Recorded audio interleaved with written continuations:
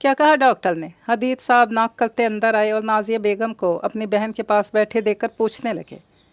نازیہ بیگم نے سوئی ہوئی ہادیہ کے سر پر ہاتھ پھیرا۔ وہ حدید صاحب اور بے چین سے کھڑے بہزاد کو دیکھنے لگی۔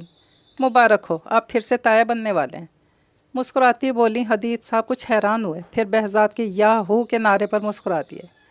واؤ موم، میری اسٹرا کی نیو ڈال، او مائی گاڈ۔ ہنستا کھلکھلاتا کچھ دیر پہلے کا غم بھول کر جھوم اٹھا۔ یہ واقعی خان مینشن کے لیے جشن کی رات ہوتی اگر حارث ایسا نہ کرتا۔ میں ہنی کو بتا کر آتا ہوں، ایکسائٹیڈ ہو کر بولا۔ نہیں بہزاد، ہادیہ کو اٹھنے دو، وہ خود یہ نیوز اسے دے گی۔ نازیہ نے بیٹے کو منع کر دیا، جس پر وہ اپنا سموں لے کر رہ گیا، پر چاچی کے ہوش میں آتے ہی اس نے اجازت لے کر سب سے پہلے خود یہ نیوز اس تک پہنچانی تھی کہ اب تم نقلی ڈال سے کھیلنا چھوڑ دو اور اصلی ڈال کا سوچو۔ حدید صاحب ایک کال آنے پر باہر چلے گئے اور بہزاد اپنی ماں کے ساتھ اپنی چچی کے پاس بیٹھ گیا۔ یہ تم کیا کہہ رہی ہو؟ اگر تم اسے بتاؤ گی نہیں تو وہ لوٹے گا کیسے؟ نازیہ بیگم نے سوچا تھا کہ وہ ہوش میں آ کر یہ نیوز سنے گی تو خوشی سے پاگل ہو جائے گی۔ اتنے سالوں بعد دعائیں رنگ لائی تھی تو اس کا ریئیکشن بھی دیکھنے لائق ہوگا، وہ بہت خوش ہوگی، پر اس نے خبر سن کر ایسے اگنور کیا جیسے کوئی بات ہی نہ ہو۔ جب نازیہ بیگم نے کہا کہ حارث کو بتاؤ، شاید وہ یہ خبر سن کر واپس پلٹ آئے۔ ہادیہ نے انکار کر دیا، اگر اسے آنا ہوگا تو وہ آ جائے گا۔ میں اسے کسی وجہ سے نہیں بلا سکتی، اسے ایسے ہی آنا پڑے گا، اسے میرے لیے آنا پڑے گا۔ جتنی میں نے اسے محبت دی، اس کی برائیوں سمیت اسے عزت دی، اس سب کے لیے اسے واپس آنا پڑے گا۔ کیا میری محبت میں اتنی طاقت نہیں کہ وہ برائی کی جڑ کو کاٹ سکے؟ اسے واپس اچھا انسان بنا کر لوٹا دے۔ روتی ہوئی بہن سے پوچھنے لگی۔ ضرور ہے میری جان، وہ ضرور آئے گا اور ہم سب مل کر اس خوشی کو منائیں گے۔ نازیہ بیگم نے اسے اپنے ساتھ لگایا تو مسکراتی سر ہلا گئی۔ چلو منہ کھولو اور ہماری بچپن کی یادیں تازہ کرو۔ اس نے سوپ سے چمچ بھر کر اس کی جانب کیا تو ہادیہ نے ہنستے ہوئے منہ کھولا۔ نازیہ بیگم محبت سے اسے سوپ پلانے لگی۔ ہمارے پاس ایک سرپرائز ہے اسٹرا، جب تم اور چاچو واپس آئیں گے تب تمہیں سرپرائز ملے گا۔ وہ بیڈ پر لیٹا موبائل کان سے لگائے ہانیہ سے بولا۔ اس کی مام نے اسے منع کیا تھا کہ وہ بھی ہنی کو نہ بتائیں، وہ جب لوٹیں گے تب انہیں سرپرائز دیں گے، اور یہ آئیڈیا بہزاد کو بھی بہت پسند آیا تھا۔ اس کی اسٹرا کو تو سرپرائزز بہت ہی پسند تھے۔ سچی بیری؟ وہ چیخی تو بہزاد ہنس پڑا۔ اسکول میں اپنے فرینڈس رینا اور ہادی سے مل کر اسے بہت اچھا لگا تھا، اور جب کل اس کے ڈیڈ نے کہا تھا کہ وہ جلدی پاکستان واپس چلیں گے تمہاری موم کے پاس، تو وہ اور زیادہ خوش ہوتی اسکول گئی تھی، اس کا موڈ فریش ہو گیا تھا۔ مچی، وہ ہنس کر بولا تو ایکسائٹیڈ ہو گئی، ڈیڈ کے پاس بھی آپ لوگوں کے لیے سرپرائز ہے۔ پرجوش سی بتانے لگی اور بہزاد کا دل دھڑک اٹھا، کہیں چاچو واپس تو نہیں آ رہے؟ وہ بڑبڑایا۔ کون سا؟ اسٹرا، پلیز ٹیل می، تمہیں معلوم ہے نا مجھے سرپرائز بالکل پسند نہیں۔ وہ بے چین ہوا، وہ یہ نیوز سن کر اپنی روتی چاچی کو بتانا چاہتا تھا۔ نو، وہ کہتی کھلکھلا کر ہنسی، اور اسے ہنستے دیکھ کر بہزاد بھی مسکرا دیا۔ اگر تمہیں چاچو کبھی نہ لائے یہاں تو؟ پتہ نہیں کس احساس کے تحت بولا۔ ہنستی ہانیہ ایک دم خاموش ہو گئی۔ بہزاد کو احساس ہوا کہ وہ کتنا غلط سوال پوچھ بیٹھا ہے۔ تو ہم نے اس پیپرز پر سائن کیے تھا نا، جب میں بڑی ہوں گی تو تم مجھے لے جانا موم کے پاس، ڈیڈ کو پیپرز دکھا کر، ٹھیک ہے؟ وہ اپنی معصومیت سے سوچ کر بولی تو بہزاد جو سوری کہنے کے لیے منہ کھول رہا تھا مسکرا دیا۔ انشاءاللہ سب ٹھیک ہو جائے گا۔ اس نے اوپر کی طرف دیکھتے ہوئے کہا تو ہانیہ نے مسکراتے سر ہلائے، کیونکہ اس کے ڈیڈ نے تو پہلے ہی بتا دیا تھا کہ وہ پاکستان جا رہے ہیں، پھر مایوس کیوں ہوتی وہ؟ اچھا بیری، میں موم سے بات کر لوں گی، good night and take care, وہ مسکرا کر بولی، اور بہزاد کا جواب سن کر اس نے کال ڈسکنیکٹ کر دی۔ بہزاد مسکراتا بیڈ پر لیٹ گیا۔ کل اسے جتنا برا لگ رہا تھا کہ نیند بھی نہیں آ رہی تھی، آج اتنا ہی اچھا لگ رہا تھا اسے، ایسا لگ رہا تھا اب سب ٹھیک ہو جائے گا، اس کے پیارے چاچو لوٹ آئیں گے۔ اس نے سوچتے ہوئے آنکھیں موند لیں۔ کھانا کھایا تم نے؟ آنسو پہنچتے ہادیہ نے اس سے پوچھا۔ جی موم، نینی نے کھلایا تھا، وہ بھی بھر رہی آواز میں بولی۔ گڈ، اچھا نینی سے کہہ دینا وہ تمہیں کھانا وقت پر دے، اور ہنی میری جان زیادہ دیر کارٹونز مت دیکھنا، وقت پر سو جانا، ٹھیک ہے؟ جلد ہی اپنی موم کے پاس ہوں گی۔ وہ رو پڑی پر دوسری طرف ظاہر ہونے نہیں دیا۔ اپنی 5 سالہ بچی کے یوں دور ہو جانے پر اس کا دل پھٹ رہا تھا۔ کیسا ظالم انسان تھا، ذرا بھی ماں کی ممتا یہ بیٹی کی محبت کا نہیں سوچا۔ جی موم، آپ ٹینشن نہ لیں، میں بالکل بھی کارٹون نہیں دیکھوں گی جب تک آپ آ نہیں جاتی میرے پاس، اور ڈیڈ نے بھی کہا ہے نینی سے۔ کچھ دیر پہلے کی نینی کو دی گئی اپنے ڈیڈ کی ہدایات یاد کرتی ہوئی بولی۔ ابھی تمہارے ڈیڈ کہاں ہیں؟ اس نے اپنے محبت بھرے دن یاد کرتے پوچھا۔ وہ تو انکل کے ساتھ گئے، کچھ کام تھا انہیں۔ ہادیہ بیگم نے سنتے لب بھینچ لیے۔ ہانیہ سوچ سوچ کر خوش ہو رہی تھی کہ وہ جلد ہی اپنی موم کے پاس ہوگی، پر اس نے اپنی موم کو ذرہ برابر بھنک پڑنے نہیں دی تھی کہ وہ پاکستان آ رہے تھے۔ جس طرح بڑے ڈیڈ، بڑی موم اور موم اس سے پہلے بھی سے بھی زیادہ محبت جتا رہے تھے، بار بار اس سے فون پر رابطہ کر کے اس کی خیریت دریافت کر رہے تھے، تو اسے بہت اچھا لگ رہا تھا۔ وہ اچانک وہاں جا کر سب کو حیران کر دینا چاہتی تھی اور بتانا چاہتی تھی کہ اس کے ڈیڈ اتنے ہی برے نہیں، وہ سب سے بہت پیار کرتے تھے۔ یہ تو بس غصے میں ہو گیا تھا ان سے، جس کا انہوں نے اپنی بیٹی سے سوری بھی کیا تھا اور آئندہ کا پرومس بھی کیا تھا کہ وہ اب کبھی اس کی موم، بڑے ڈیڈ یا بڑی موم اور خاص کر کے بیری اس کے دوست پر وہ غصہ نہیں کریں گے۔ اور حارث صاحب نے اسے مطمئن کر دیا تھا، اسی لیے وہ خوش خوش آئندہ کا سوچ رہی تھی۔ کیا ہوا؟ ٹھیک ہیں آپ؟ حدید صاحب کو آنکھوں پر بازو رکھے لیٹا دیکھ کر نازیہ بیگم ان کے پاس بیٹھی اور ان کے سر پر ہاتھ پھیرنے لگی۔ ٹھیک ہوں، وہ ویسے ہی لیٹے لیٹے بولے۔ البتہ ان کا یوں بالوں میں ہاتھ پھیرنا انہیں کافی سکون بخش رہا تھا۔ جو کچھ دن سے حارث کے جانے پر مسلسل دکھنے لگا تھا، اب وہ ریلیکس ہونے لگے تھے۔ میٹنگ کا کیا ہوا؟ انہوں نے آج کی میٹنگ کا پوچھا جس میں شرکت کے لیے وہ گئے تھے۔ کچھ نہیں، کل آخری فیصلہ ہوگا اور مجھے میرا عہدہ ملے گا۔ آئی تھنک ہوم منسٹر کا عہدہ دیں گے مجھے۔ آج اسی پر ڈسکشن ہو رہی تھی، انہوں نے بتایا، جس پر نازیہ بیگم نے سر ہلایا۔ یہ بھی ایک اچھی سیٹ ہے، آپ کچھ کرنا چاہیں تو اس پر رہ کر بھی بہت کچھ کر سکتے ہیں، انہوں نے مسکرا کر کہا، تو حدید صاحب نے سر ہلا دیا۔ کرنا چاہے انسان تو اس سیٹ کے بغیر بھی بہت کچھ کر سکتا ہے، یہ تو بس میں اپنے باپ کے خواب کو پورا کر رہا ہوں، کیونکہ ان کا خواب تھا ان کا بیٹا سیاست میں جائے، اور میرا خواب تھا کہ میں بڑا آدمی بن کر اپنی کمائی سے غریبوں کا ایک وقت کا ہی ہو سکے تو پیٹ بھر سکوں۔ انہوں نے مسکراتے اپنی آنکھوں سے بازو ہٹایا۔ کیوں؟ نازیہ بیگم نے مسکرا کر تجسس سے پوچھا۔ حدید صاحب نے ان کا سر اپنے سینے پر رکھا۔ کیونکہ یہاں درد ہوتا ہے جب سوچتا ہوں کہ اللہ کا شکر ہے میں 3 وقت کا کھانا کھا رہا ہوں اور میرے پیچھے کتنے غریب بچے بچیاں بھوکے پیٹ سو رہے ہوں گے، تو بہت درد ہوتا ہے جب کوئی ماں کہتی ہوگی کہ ابھی پانی پی کر سو جاؤ، انشاءاللہ کل اللہ کچھ دے گا تو کھا لینا۔ ان کی آنکھیں سرخ ہو گئی۔ انہوں نے نازیہ بیگم کا ہاتھ اپنے سینے پر رکھتے گھمبیر لہجے میں کہا۔ نازیہ کی آنکھیں خود اس درد کو محسوس کرتی بھر آئیں۔ جب ان معصوموں کے سر پر چھت نہ ہو تو فٹ پاتھ پر سوئے اچانک ہی حادثات کا شکار ہو جاتے ہیں، تب دل پھٹنے لگتا ہے۔ بارش یا طوفان میں کسی درخت کا سہارا لے کر چھپتے پھرتے ہیں، کسی دیوار کے سائے تلے بیٹھتے ہیں تو دل کرتا ہے انہیں خود میں چھپا لوں۔ نازیہ بیگم بھیگی آنکھوں سے مسکرا دی۔ آپ کو معلوم ہے آپ کا بیٹا بھی بالکل آپ پر گیا ہے، انہوں نے مسکرا کر بتایا۔ تو حدید صاحب کی آنکھوں کے سامنے اپنے معصوم، خوبصورت اور سیاہ آنکھوں والے بیٹے کا چہرہ گھوم گیا۔ میں کچھ نہیں ہوں، میں تو ایک گناہ گار بندہ ہوں، میں چاہتا ہوں وہ مجھ سے بہت بہتر اور اچھا انسان بنے۔ انہوں نے اپنی بیوی کی پیشانی پر لب رکھتے ہوئے کہا، تو وہ انشاءاللہ کہتی مسکرائیں۔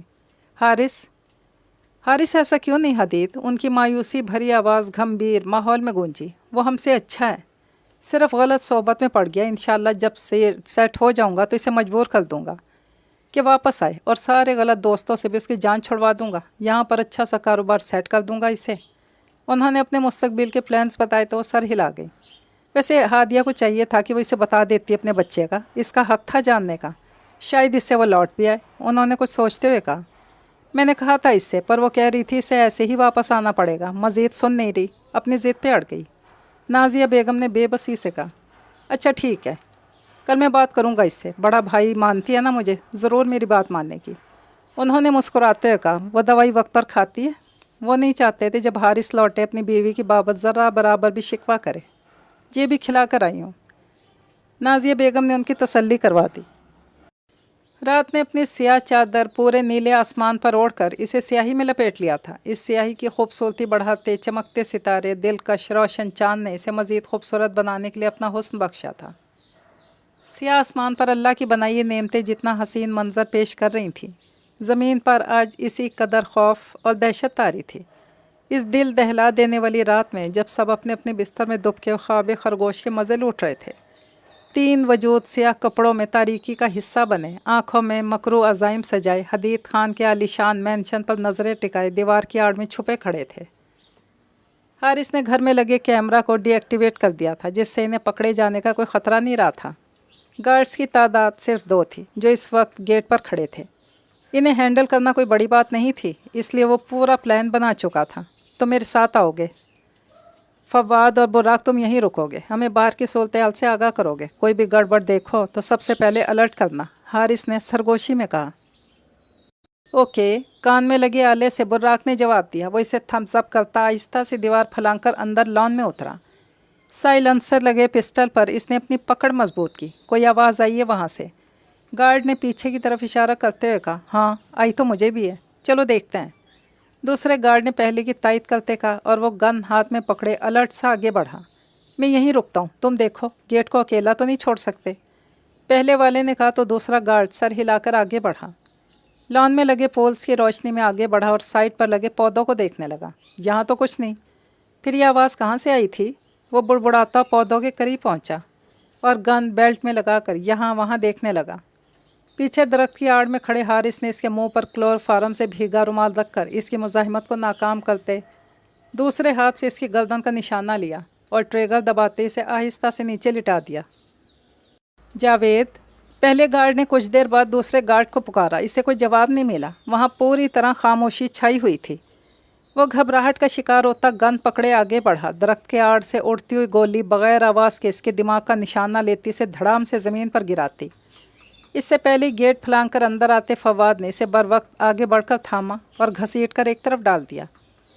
फवाद ने इसकी जेब से चाबी निकाल कर आहिस्ता से गेट का लॉक खोल दिया और बुर्राक को अलर्ट रहने का इशारा करते वो दोनों आगे बढ़ते अंधेरे में डूबे घर में दबे पांव दाखिल हो गए। उन्होंने स्याह कपड़े, हाथों पर स्याह ग्लव्स और पाँव में स्याह बूट पहने हुए थे। मुंह पर स्याह मास्क चढ़ाया हुआ था कि कोई देखे भी तो पहचान न पाए। दोनों के कदम हदीद साहब के कमरे के सामने रुके। हारिस ने हाथ बढ़ाकर दरवाजे को थोड़ा सा पुश किया जो पहले ही लॉक नहीं था। शैतानी मुस्कुराहट लिए अंदर दाखिल हुआ क्योंकि वह जानता था इसकी भाभी अपने बेटे की वजह से दरवाज़ा लॉक करके नहीं सोती थी। वह रात में अक्सर उठकर उनके पास आ जाता था। खैर, अब तो बड़ा हो गया था, माँ बाप के साथ साथ सोने की आदत नहीं छोड़ी थी। कभी भी उठकर जाकर अपने बाप के सीने पर सर रखकर सो जाता था। इंसान की कुछ आदत इसकी खुद की दुश्मन होती हैं, अनजाने में ही, और अब यहाँ भी यही हाल था। इसने दबे पांव कमरे के अंदर कदम रखे। वो दोनों चलते हुए बैठ के दाएं बाएं खड़े हो गए। फवाद ने नाजिया बेगम के सोए हुए खूबसूरत चेहरे को देखते होंठ को गोल शेप दिया। इसे तो हारिस की बीवी बहुत पसंद थी, इंतहाई हसीन और मासूम सी। पर यहाँ तो हारिस की भाभी इससे भी ज़्यादा खूबसूरत थी। इसे मारने का सोचते इसने मुँह बनाया। क्या होता अगर हारिस इस वक्त इसके साथ ना होता? इस शैतान ने अपनी गलीज़ नज़रें इसके एक एक नक्श पर दौड़ाते हुए सोचा और हाथ में मौजूद रुमाल को आगे बढ़ाया। हारिस ने नफ़रत से अपने भाई के चेहरे को देखा और फवाद का हाथ पकड़ लिया। उसने हैरत से देखा। इसे डर हुआ कहीं इसका इरादा बदल तो नहीं गया। जब इसने पिस्टल आगे की तो समझ गया हारिस एक ही बार में काम ख़त्म करना चाहता था। वो मुस्कुराता सोचने लगा कि दौलत का नशा रिश्तों से भी ज़्यादा ताकतवर है। दोनों ने सोए हुए हदीद साहब नाजिया बेगम के माथे का निशाना लिया। इसी वक्त हदीद साहब ने खुद पर कोई साया महसूस करते आंखें खोली। अंधेरे में खुद पर छाए साए को देखा तो उनका दिमाग एक सेकंड में बेदार हुआ।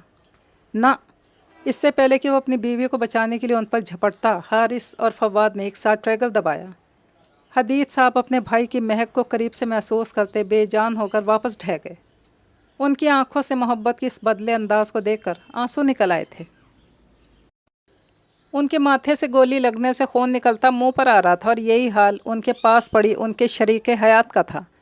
इसे सोते में ही गहरी नींद की वादियों में उतार दिया गया था। हदीद साहब अपनी किस्मत पर रो रहे थे कि वो क्यों जागे।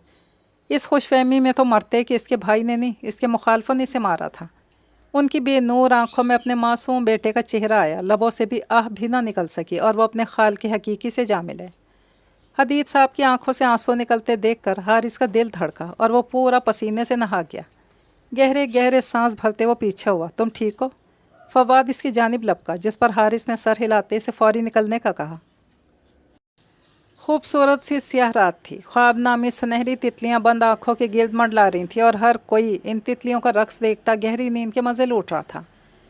जहाज़ी साइज़ बेड पर सोए बहजाद के खूबसूरत चेहरे पर सोते में भी एक मुस्कुराहट थी। वो यकीनन सोते में बंद आँखों से कोई खूबसूरत सा ख्वाब देख रहा था। ख्वाब में इसका आने वाला छोटा सा गोल मटोल कज़न, इसकी स्ट्रा, दोनों भाग रहे थे और वो इन्हें पकड़ने की कोशिश में इन्हें ढाल सा हुआ जा रहा था। सुनहरी शाम का वक्त था। लॉन में मौजूद इसके डैड, इसके चाचू बैठे उन पर हंस रहे थे। इसकी माँ ठंडे ठंडे जूस के गिलास ट्रे में रखे ला रही थी और साथ इन्हें हदायत भी दे रही थी कि ख्याल से गिर ना जाना। इसकी प्यारी सी चाची चाय की ट्रे इसके डैड और चाचू के लिए लेकर जा रही थी। पूरे लॉन में उनकी खिलखिलाहटें गूंज रही थी। बहजाद ने अपने गोल मटोल से छोटे कज़न को पकड़ने के लिए जैसे ही बाजू बुलंद किए, वो कराह कर उठ बैठा। उफ, इसके कंधे से दर्द की टीस उठी। उठकर बैठता गहरे सांस भरने लगा। इसे एहसास हुआ इसे प्यास लगी थी। हलक में जैसे कांटे से उगाए थे। इसने पानी पीने के लिए गर्दन घुमाई। साइड टेबल पर रखा जग खाली था। ओह, शायद मॉम आज पानी रखना भूल गई। आंखें मसल कर कंधे को एक झटका देता स्लीपर्स में पाँव फंसाकर बेड से नीचे उतरा। शब ख्वाबी के लिबास में आहिस्ता से रूम का डोर खोलकर बाहर निकला। मुस्कुराकर साथ वाले रूम को देखा जहाँ इसकी चाची सोई हुई थी। वो अपने ख्वाब के बारे में सोचता सीढ़ियाँ उतरता लाउंज से होता किचन में आया। किचन की लाइट ऑन करके वो फ्रिज के करीब पहुँचा। पानी पीकर बोतल अंदर रखता जब वो किचन से बाहर निकला तो इसे घर में किसी की मौजूदगी का एहसास हुआ। कौन हो सकता है? बाहर अंकल, गार्ड्स मौजूद हैं। इसने बुड़बुड़ाते अपने मॉम के रूम की तरफ कदम उठाए और चलता हुआ अंधेरे में डूबे रूम में दाखिल हुआ तो एसी की ठंडक के साथ एक अजीब सी बू नाक के नथनों से टकराई। बेहजाद झुरझुरी ले उठा। मॉम, वो इन्हें पुकारता इनके पास पहुंचा और इन्हें जगाने के लिए हाथ बढ़ाया तो इसकी उंगलियां भीग गईं। बेहजाद ने हैरत से अपनी उंगलियों को देखा और जल्दी से साइड लैंप रोशन करते अपने सुर्ख रंग में भीगे हाथ को फटी आंखों से देखा। Mom, dad. वो इनके खून में लथपथ चेहरे को देखकर दिल दहला देने वाली चीखें मारने लगा। मॉम उठिए, मॉम, डैड। वो दोनों के चेहरों को बारी बारी झंझोड़ता चिल्लाने लगा। चाची, चाचू। इन्हें उठते ना देखकर वो भागता दरवाजे की तरफ आया और दहाड़े मार कर अपने चाचा और चाची को बुलाने लगा। उनकी आंखों में जो खून से भरी छत पर टिकी हुई थी इनमें ज़रा सी भी जुम्बिश नहीं हो रही थी और वो तड़पता हुआ चीख रहा था। इतनी बेरहम मौत, इतना बेरहमी से कत्ल। दिल नहीं कांपा उनका। इसका रूम खाली है। आवाज़ नीचे से आ रही है इसकी। नीचे चलो। सियाह मास्क पहनने, सियाह कपड़े और हाथों पर चढ़े सियाह ग्लव्स में पिस्टल थामे हारिस रूम से निकला। वो दोनों सीढ़ियाँ उतरते नीचे आए। आखिरी सीढ़ी पर इन्हें ठिठक कर रुकना पड़ा। बेहजाद, बेहजाद कहाँ हो? निस्वानी आवाज़ पर दोनों ने एक दूसरे को देखा। हादिया बेहजाद की चीखों पर बुखलाई सी रूम से बाहर निकली और साथ वाले कमरे के खुले दरवाजे को देखकर वहाँ इसकी गैर मौजूदगी परेशान सी से पुकारने लगी। चाची। बहराम बाहर रूम से अपनी चाची की आवाज़ें सुनकर सिसक उठा और इसकी तरफ भागना चाहा। दरमियान में इसके कदम ज़मीन ने जकड़ लिए। हादिया के सीढ़ियों के ऊपर जंप से गए। दोनों की नज़रें सीढ़ियों के एंड पर खड़े दो सियाह लिबास में खड़े वजूद पर थीं। बेहजाद। हादिया चोरों को घर में देखकर चिल्लाई। उनके हाथों में मौजूद पिस्तौल ने इसके हवास मुंजमद कर दिए थे। बेहजाद का दिमाग जो पहले अपने माँ बाप के खून को देखकर मौफ हो रहा था वो अब दो अनजान लोगों के हाथ में पिस्तौल देखकर खौफ से पीला पड़ गया। गार्ड्स, गार्ड्स, कहाँ हो गार्ड्स? हादिया गला फाड़ कर चीखने लगी। चाची, मॉम डैड को इन्होंने मार दिया। वो रोता हुआ बोल उठा। चीखती हुई हादिया की अगली चीख हलक में ही दब गई और वो साकित से बेहजाद के रोते हुए चेहरे को देखने लगी। तुम जाओ, इसे संभाल लो, मैं इसे देखता हूँ। उन दोनों में से एक बोला तो दूसरा सर हिलाकर रोते हुए बेहजाद की तरफ आया। भागो बेहजाद। हादिया होश में आती नीचे को भागती से बचाने की कोशिश करती हुई चिल्लाई और इसकी आवाज़ पे बेहजाद ने धुंधली नज़रों से अपनी तरफ बढ़ते स्याहपोश को देखा। इस स्याह वजूद को पिस्तौल थामे खुद की तरफ बढ़ता देखकर उसके औसान ख़ता हो गए। इसने बेसाख्ता कदम पीछे हटाए। इसका वजूद लरसने लगा था और वो सिसकियाँ भर रहा था। सामने खुले दरवाजे से इसके माँ बाप का मुर्दा वजूद बेड पर पड़ा दिखाई दे रहा था। हिलना नहीं, तुझे भी खामोशी से ऊपर पहुँचा दूँगा। इस आदमी ने पिस्तौल सामने करते बेहजाद से कहा। टेबल पर रखी लाइट से इस सियाह आदमी की काली आंखें मास्क से बेहजाद की आंखों में गड़ कर इसकी रूह तक को कपकपा गईं। बेहजाद सुन वजूद के साथ सिसकी भरते पीछे टेबल से लगा। अल्लाह के वास्ते इसे छोड़ दो। सब कुछ ले जाओ, जो चाहिए मैं सब कुछ दूंगी। मेरे बच्चे को छोड़ दो। क्या चाहिए? पैसा, सोना, प्रॉपर्टी के पेपर्स, सब कुछ ले लो। इसे छोड़ दो, मेरे मासूम बच्चे को छोड़ दो। हादिया इस वजूद को रास्ता रोकते देखकर हाथ जोड़कर गिड़गिड़ाई। बेहजाद का नन्हा सा दिल फटने के करीब हो गया। सब कुछ हमारा ही होगा इसके एंड के बाद, वो आदमी कहकहा लगा कर बोला और रोती हादिया ने ठिठक कर इसे देखा। अंधेरे की वजह से स्याह साई के अलावा कुछ दिखाई नहीं दे रहा था पर वो इसे पहचान गई थी। हारिस, तुम? हाथ बढ़ाकर इसने छूना चाहा। अगले ही पल मुँह से एक सिसकारी सी निकली जब इस स्याह वजूद ने हाथ में पकड़ी पिस्तौल का ट्रिगर दबाया और इसके पेट का निशाना लिया। आपको मेरी मोहब्बत नहीं, दौलत की हविस खींच ली हारिस, वो सिसकी। मेरा बच्चा अपने पेट में गर्म सीख गड़ने की चुभन महसूस करती इस पे हाथ रखकर चीखी जहाँ से खून निकल रहा था और सामने वाला वजूद इसकी चीख पे मुंजमद होकर रह गया। चाची, बेहजाद के मुंह से दिल दहला देने वाली चीख बरामद हुई। जलील इंसान, हादिया सामने मौजूद इस सियाह साकित वजूद पर झपटी और इसका मास्क में छुपा मुंह नोचने लगी। इसने एक बार फिर ट्रैगर दबाया और वो कराह कर लहराती सीढ़ियों पर गिरी और नीचे गिरती ही चली गई। भागो behzat, ये तुम्हारा चाचा नहीं हैवान है। सीढ़ियों पर गिरती हादिया बेगम के गले से चीख निकली और behzat के सीने में किसी तीर की तरह पेवस्त हो गई। मारो इसे, देख क्या रहे हो? वो सियाह वजूद पलट कर गैज़ व गज़ब से दहाड़ा तो behzat होश में आया। अपनी मौत को सामने देखकर इस छोटी सी जान में पता नहीं कहाँ से इतनी ताकत आ गई कि अपनों की 3-3 लाशें देखने के बाद भी इसने हिम्मत करते पीछे टेबल पर रखा भारी डेकोरेशन पीस दोनों हाथों में जकड़कर अगले ही पल इस वजूद के मुंह पे दे मारा और इन्हें संभलने का मौका दिए बगैर वो वहाँ से बैरूनी दरवाजे की तरफ भागा। सीढ़ियों पर खड़ा वजूद जो नीचे पड़े हादिया के खून में लथपथ वजूद को देख रहा था, इस उफ्ताद पे बौखला गया। गधे, वो भाग गया। हारिस ने दहाड़ते हुए और behzat के पीछे भागा। तब तक बहुत देर हो चुकी थी। behzat घर से निकल चुका था। बुर्राक, पकड़ो इसे। बाहर निकला है। हारिस और फवाद दोनों ने एक साथ कहा। बुर्राक हड़बड़ा गया। इससे पहले कि वो अपने सामने से भागते छोटे से लड़के को पकड़ता, तब तक वो हवा की तेज़ी से सामने जाती सड़क पे भागता इस स्याह तरीन रात के अंधेरे में गुम हो गया। तुम अभी यहीं खड़े हो? जाओ, पकड़ो इसे और ख़त्म करके वापस शिप पर पहुंचो। SMS पहुंच चुका है, वो निकल रहे हैं, फास्ट। हारिस की आंखों में अपने बच्चे बीवी को मारने के बाद सुर्ख डोरे पड़ गए थे। वो जल्द अज जल्द यहाँ से भागना चाहता था, वरना इसका दम निकल जाता। अपने बच्चे का कातिल बन गया, अपने खून का कत्ल कर दिया। ये सोच ही जानलेवा थी। ओके, बुर्राक वहाँ से behzat की जानिब भागा। हारिस और फवाद अपनी गाड़ी की तरफ बढ़े। सुनसान रास्ते पर वो हाँफता काँपता रोता और भाग रहा था। इसे मालूम नहीं था कि वो कितना दूर भाग आया था, कहाँ पहुँच गया था। इसे कुछ भी अंदाज़ा नहीं था। इसके सामने तो सिर्फ अपने मॉम डैड का खून में लथपथ चेहरा घूम रहा था। वो रोता गिरता पड़ता भागे चला जा रहा था। इसकी चाची जो इसे बचाने के चक्कर में ख़ुद अपने बच्चे समेत मारी गई थी। और मारने वाला कौन था? उनका अपना, उसकी चाची का शौहर, उसके बाप का सगा भाई, इसकी माँ का कज़न और इसका सगा चाचा। वो ज़िंदा क्यों था? क्यों भाग रहा था? जब पीछे कुछ भी नहीं बचा था, ना इसका बाप, ना इसकी मॉम, ना ही इसकी प्यारी सी चाची, कौन बचा था पीछे? स्ट्रा। इसके मुंह से सिसकारी निकली। सामने आज से आती गाड़ी से टकरा कर वो उछल कर दूर जा गिरा। आह! ज़फ़र साहब के साथ बैठा उनका बेटा बहराम मुंह पर हाथ रखकर चीख उठा और जो उछल कर दूर गिरा था, इसके मुंह से आह भी नहीं निकल सकी थी। ओ माय गॉड ज़फ़र, ये क्या कर दिया? मिसेस शमीम मलिक घबरा कर बोली। एक झटके से गाड़ी रुकने पर दोनों बाहर निकले। ड्राइविंग सीट पर बैठे ज़फ़र साहब का चेहरा धुआं धुआं हो गया। ओ नो, ये क्या हो गया मुझसे शम्मी? हेडलाइट्स की रोशनी में सड़क पर खून देखकर घबरा उठे। वो तीनों अमेरिका जा रहे थे कि एयरपोर्ट जाते रास्ते में यह हादसा पेश आ गया। मैं देखता हूँ, यहीं कहीं होगा। वो इस ज़ख्मी वजूद को रास्ते के इतराफ़ में ढूंढने लगे। मॉम। रोशन ब्लू आंखों वाला बहराम डरा सहमा सा बाहर निकला और आसपास घने जंगलात को देखकर खौफज़दा सा हो गया।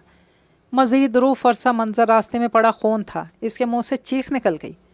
इसी चीख ने behzat को ढूंढते बुर्राक को मुतवज्जा किया। वो एकदम जंगल से नमूदार हुआ और दरख्त की आड़ लेकर सामने खड़े लड़के को देखने लगा, जिसने सफ़ेद कपड़े पहने हुए थे और एक औरत पास ही खड़ी से चुप करवा रही थी। बुर्राक डैनियल ने मुस्कुराते इसे अपने निशाने पर लिया और अगले ही लम्हे ट्रैगर पर दबाव डाला। सामने मौजूद लड़के के मुंह से आह निकली। आह! बहराम की चीख पर ज़फ़र साहब घबरा कर इसकी जाने मुड़े। मिसेस शमीम को साकित देकर अपने बेटे के पेट से निकलते खून पर वो चीखते इसकी जानिब लपके ही थे कि बुर्राक ने एक निशाना उनकी टांग का लेकर पिस्तौल का रुख बहराम की तरफ किया और ट्रैगर पर दबाव बढ़ाते इस मासूम को लहू लुहान करते वो वहाँ से भाग गया। मिसेस शमीम ने चीखते हुए आगे बढ़कर अपने जिगर के टुकड़े को खुद में भींचा और इसके बेजान वजूद को महसूस करती हलक के बल चिल्लाने लगी। मेरा बच्चा, मेरा बहराम, बहराम आंखें खोलो। रोते हुए ज़फ़र साहब ने पहले सियाह फार्म को भागते देखा, फिर अपनी टांग घसीट कर अपनी बीवी के करीब पहुँचे कि उनकी नज़रें कुछ दूर पड़े लड़के पर गईं जो ज़मीन पर पड़ा करा रहा था। तो क्या वो इसे मारने आए थे? और मेरे बेटे को ही लड़का समझकर कार के सहारे वो उठे और अपनी टांग पकड़कर इस तक पहुँचे। Mom, dad. behzat रोता हुआ दर्द से अपने माँ बाप को पुकार रहा था। ज़फ़र साहब के आंसू लुढ़क कर उनके चेहरे पर गिरे। वो इसकी तरफ झोंके। वहाँ से गुजरती एक गाड़ी से कुछ लोग इन्हें इस हालत में देखकर घबरा कर बाहर निकले। क्या हुआ? हमला हुआ है क्या? इन तीनों में से एक लड़का भागता हुआ एक मिसेस शमीम के पास पहुँचा। दो ज़फ़र साहब और behzat के पास आए और इन्हें सहारा देकर जल्दी से गाड़ी में बिठाया। ज़फ़र मालिक कराहते हुए गाड़ी से मोबाइल लेकर अपने दोस्त कमिश्नर सरफराज को कॉल करने लगे। तो दूसरी तरफ मिसिस शमीम सिसकती बहराम मलिक के बेजान वजूद को सीने में भींचे हुए थी। कुछ पीछे behzad खान का नीम मुर्दा वजूद पड़ा था जिसे अपनों ने ही डसा था। ज़फ़र मलिक ने अपनी टांग के दर्द से कराहते अपने बेटे और बीवी को देखते रोते हुए जल्दी से इन लड़कों को सिटी हॉस्पिटल चलने का कहा। होश की दुनिया में कदम रखते ही ज़फ़र साहब को ये दिल दहला देने वाली खबर सुनाई गई कि उनका बेटा बहराम मलिक अब इस दुनिया में नहीं रहा। उनकी बीवी कोमा में जा चुकी थी। फिर इन्हें अपनी कटी टांग का एहसास हुआ तो लहरा कर बेड पर गिरते दहाड़े मार कर रोने लगे। कमिश्नर सरफराज से इन्हें संभालना मुश्किल हो गया। उनका अकलौता बेटा, उनकी आंखों का तारा इन्हें छोड़कर चला गया। ये एक बाप कैसे बर्दाश्त कर सकता था। वो अपने दोस्त सरफराज साहब के सहारे अपनी सोई हुई बीवी को देखने के बाद हमेशा के लिए मुंह मोड़कर जा चुके खूबसूरत से बेटे को देखने लगे। इसे सीने में भींचे फूट फूट कर रोते दहाड़े मारने लगे।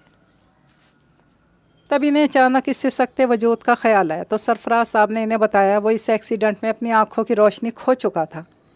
लिहाजा उन्होंने बहराम की आंखों का नूर इसके हवाले कर दिया और अभी वो आईसीयू में है।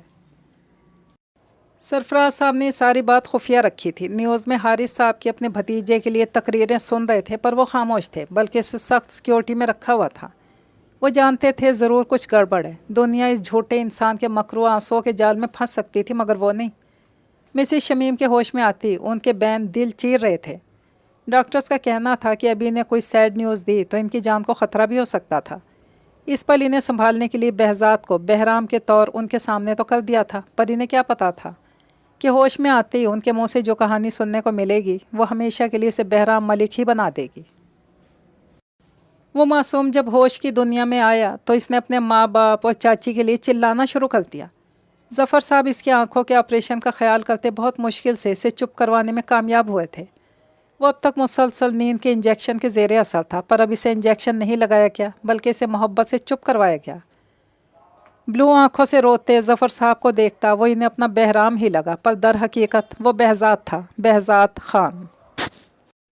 ज़फ़र साहब ने काफ़ी दिन बाद बहला फुसला कर इसे हकीकत मालूम की और टीवी पर हारिस साहब के जलूस को देखा, जहां वो चीख चीख कर कह रहा था कि इस सियासत की वजह से मेरे भाई, मेरे ख़ानदान का नाम मिटा दिया गया। अब मैं आता हूँ इस सियासत में, देखता हूँ कौन मुझे मारता है।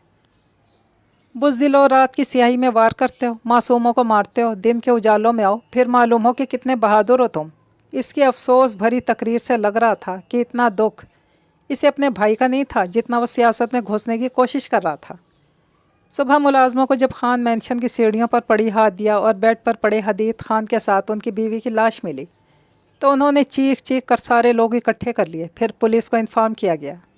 पुलिस ने उनके भाई हारिस से रब्ता किया और इसे पाकिस्तान आने का कहा। वो अनजान बना पाकिस्तान आया। जब वहाँ अपने भाई, भाभी और बीवी की लाशें देखी तो पागल सा हो गया। इसकी 5 साला बेटी रोती अपनी मॉम के वजूद से चिमट गई और वो दहाड़े मार कर रोता अपने भाई को झंझोड़ने लगा।